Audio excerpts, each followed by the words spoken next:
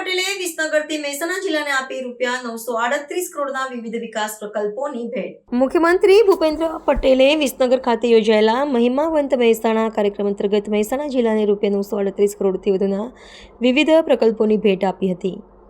આ ભવ્ય સમારોહમાં મુખ્યમંત્રીના હસ્તે જિલ્લાના સર્વાંગી વિકાસ માટે ₹630 કરોડથી વધુના કાર્યોનું ખાતમુહૂર્ત, ₹168 કરોડથી વધુના કાર્યોનું ભૂમિપૂજન અને અંદાજે ₹140 કરોડના ખર્ચે પૂર્ણ થયેલા વિવિધ જનહિતલક્ષી પ્રકલ્પોનું લોકાર્પણ કરવામાં આવ્યું હતું। આ પ્રસંગે ઉપસ્થિત વિશાળ જનમેદનીને સંબોધતા મુખ્યમંત્રીએ રાજ્ય સરકારના મક્કમ આર્થિક સ્થિતિનો ચિતાર આપતા ખાતરી આપી હતી કે મહેસાણા જિલ્લાના વિકાસ કાર્યો માટે નાણાંની કોઈ અછત પડવા દેવામાં આવશે નહીં। આ કાર્યક્રમમાં રાજ્યના આરોગ્ય અને પરિવાર કલ્યાણ મંત્રી ઋષિકેશ પટેલે પણ વિસ્તૃત સંબોધન કર્યું હતું।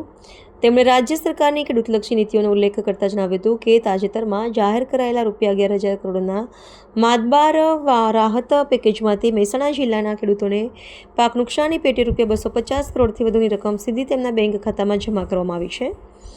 આ ઉપરાંત તેમણે જિલ્લામાં આરોગ્ય માળખાને વધુ સુદૃઢ કરવા વિજાપુર અને ખેરાલુ ખાતે નવી સબ ડિસ્ટ્રિક્ટ હોસ્પિટલોના નિર્માણ અને શિક્ષણ ક્ષેત્રે ઉપલબ્ધ કરવામાં આવતી નવીન સુવિધાઓની માહિતી આપી હતી। આ પ્રસંગે ગર્ભવતી મહિલાઓને પોષણયુક્ત આહાર પૂરો પાડવાના હેતુથી વિશેષ કીટનું વિતરણ પણ કરવામાં આવ્યું હતું। તેમણે ઉપસ્થિત સૌ નાગરિકોએ સ્વદેશી વસ્તુ અપનાવવાના શપથ લીધા હતા।